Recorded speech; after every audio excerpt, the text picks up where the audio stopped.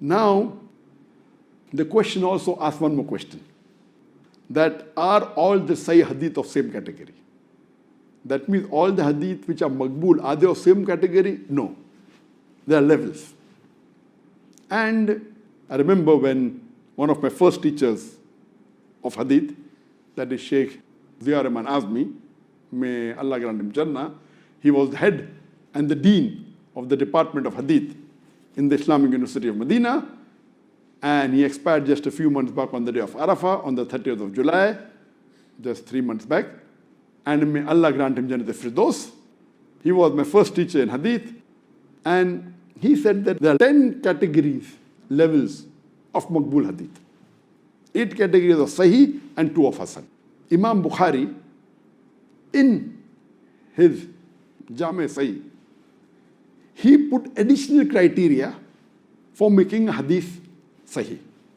Besides the 5 criteria which I discussed, Imam Bukhari put in additional criteria which are stricter.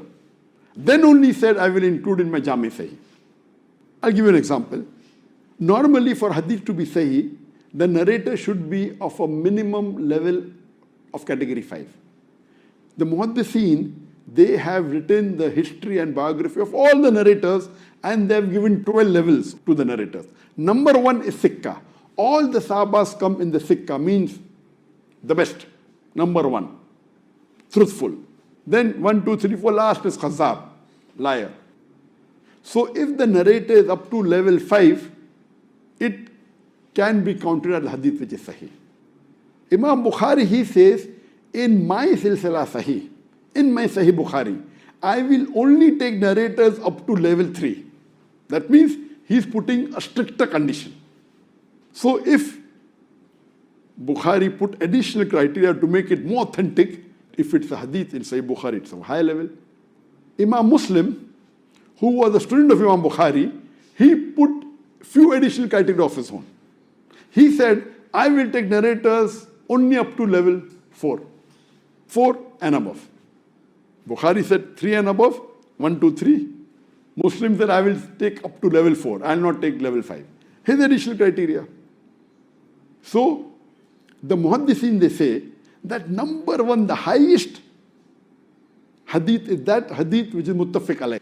That means the Hadith which was compiled by Bukhari and he said it is Sahih in his Sahih Bukhari, and the Hadith which were compiled by Imam Muslim in his Sahih Muslim, and it occurs in both of them.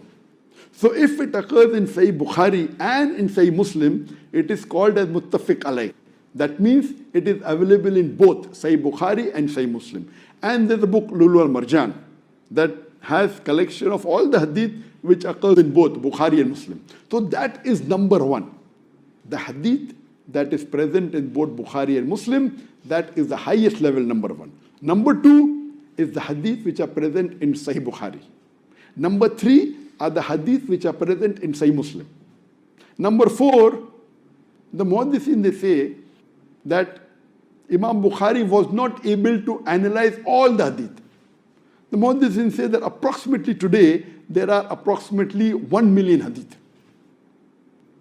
And Bukhari memorized approximately 6 lakh Hadith, 600,000 Hadith.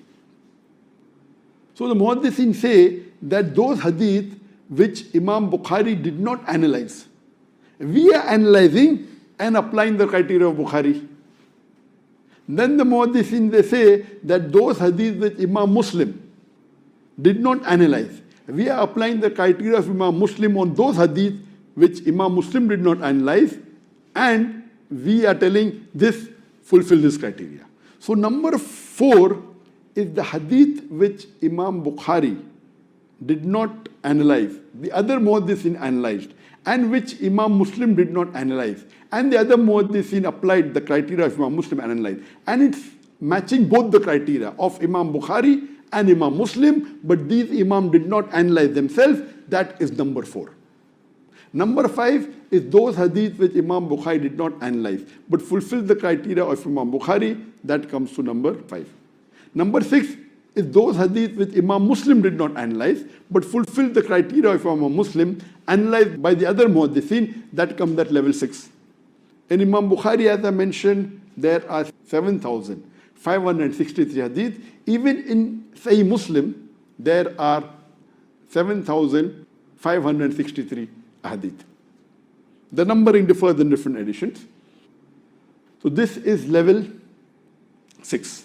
Level 7 is a Sahih hadith with continuous chain, which doesn't fulfill the criteria of Bukhari and Muslim, which fulfills the normal criteria of Sahih hadith which I discussed, 5 criteria of Sahih hadith, but it is a continuous chain. Number 8 is a Sahih hadith fulfilling the 5 criteria of Sahih hadith, but it is a broken chain. Number 9 is a Hasan hadith, little bit doesn't fulfill 100% of Sahih, but very close to it, with a continuous chain. That is number 9, Hasan hadith with a continuous chain. And the 10th category is Hasan hadith with the broken chain. So these are the 10 categories of Sahih hadith. This science of hadith, it is very vast. And believe me, if you compare to how the historians approve any historical fact, and they say, okay, this is historically correct. There's a criteria which normal non-Muslim historians, when they agree that this is a historical fact. But the criteria put by the muhaddithin for a hadith to be sahih is multiple times stricter. It is multiple times more difficult. It is multiple times more stringent, as what the historians do. That's the reason if for a hadith to be sahih, I just told you the brief of it. It's not that easy. Every narrator, his history has been written. There's a rijal, all in detail. It is so difficult. It is such a minute study that if the muhaddithin, when they give a verdict, there can be a minor difference. There cannot be someone saying it's a very high category, someone saying sahih, the other saying mawdu. It's not possible. It may differ level 1 hadith or level 2. 1 or 2 level may differ, that's it. If authentic, good muhaddithin, they refer and they check. So this is the science of hadith. It is not possible for a layman or a person like me, who's just a student of knowledge. I cannot decipher whether say or daif. I have read about the criteria, but I am not qualified at all. So this, to classify whether the hadith is sahih or daif or mawdu or which level of sahih, it is the work of a muhaddith, specialization. And in the recent time, one of the famous muhaddiths, as I mentioned, was Sheikh Nasruddin Albani. And he has done a great job, Sheikh Nasruddin Albani.